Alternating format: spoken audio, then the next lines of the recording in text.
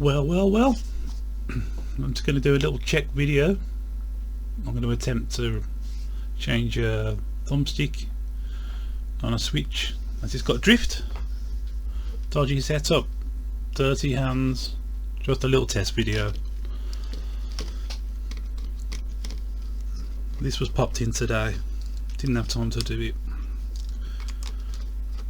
Said it's drifting. I said okay, I'll take a check. It was drifting. It wasn't even drifting, it was just stuck with one direction. So I says, yeah, I'll sort that out for you. I've got all the stuff ready. Have a quick look. You can do these yourself, they're cheap enough to buy. 4 screws, old tri-wing screwdriver. Pop that open. I tend to work around this way. Be careful of the ribbons. Look for a nice little old prizing tool. Pop the battery in. It's got double-sided tape on it, the battery has, well, some sort of tape. Pop it up. If you don't come out the first time, get a hammer. No, if you don't come out, don't worry. Little antenna. It will come out. You don't really need to disconnect the battery from here or anything else. It will just sit there nicely. X amount of screws. 1 screw. 2 screw. Nice and easy. Stick them to the side. 3 screw.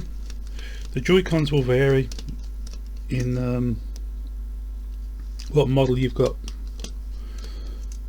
left and right. They're slightly different sometimes, so move that out of the way, keep it safe. Pop that out, and just down here you've got that ribbon. Pop it over, little bit of a wiggle. Oh, keep the battery out of the way. And this is the little bugger that's causing you all your problems. Your kids are complaining and moaning at you. Mom, Dad, it's just drifting, I can't play. Pop that, be careful. I don't disconnect the batteries, some people do. I've never had a problem. Watch that ribbon, be careful, just let that hang. If you're good, you can let it hang. If you're not, disconnect it. You can be brutal and just pull this out if you wanted to. If not, get some tweezers. Don't touch any of the components if the battery's in. Don't blame me if you blow it up either, alright? Pop it out. We're almost there. 1 screw, 2 screw.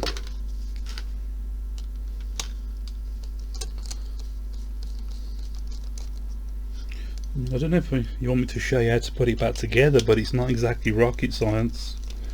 Just pointing out the obvious things to be careful for.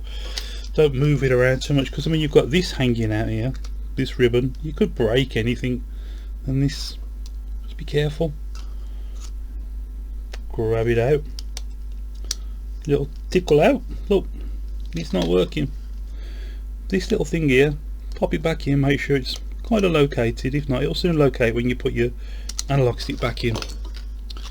And here we have a lovely brand new analog stick.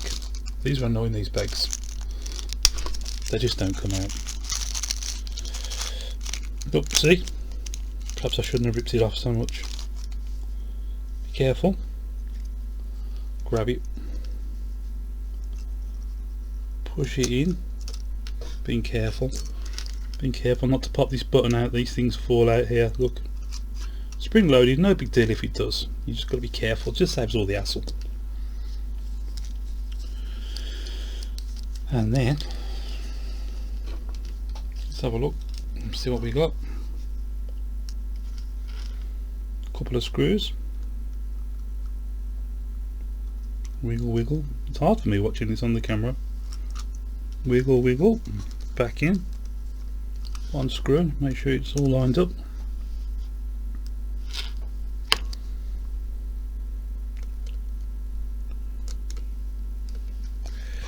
That's back in there. bit easy with your tweezers. It doesn't take much, they don't go in far. Be careful.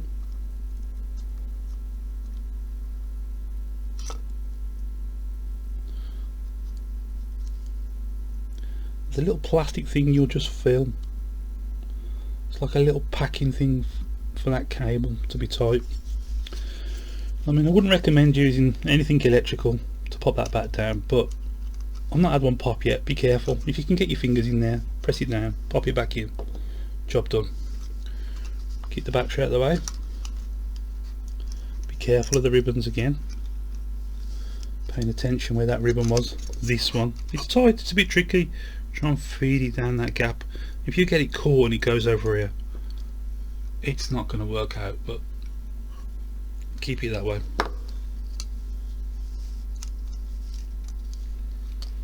We're nearly there.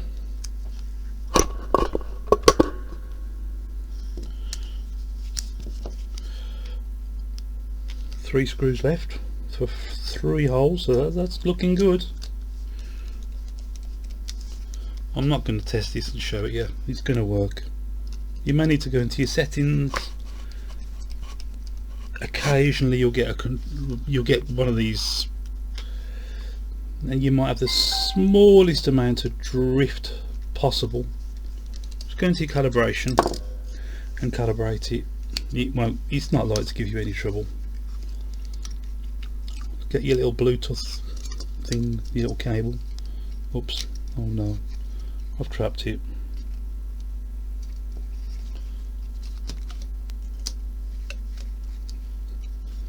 I pulled it up, don't worry, it's going to survive. Feed it around there. Pop it in there.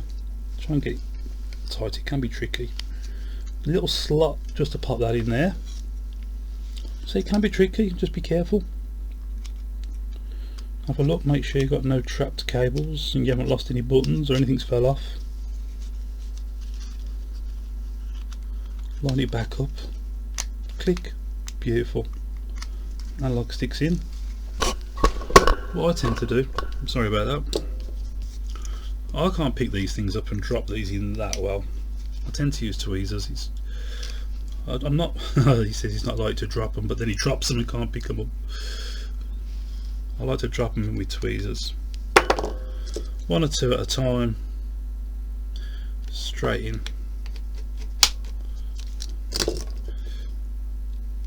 Listen for the click. No, it shouldn't click, it just clicked, it's okay. There we go.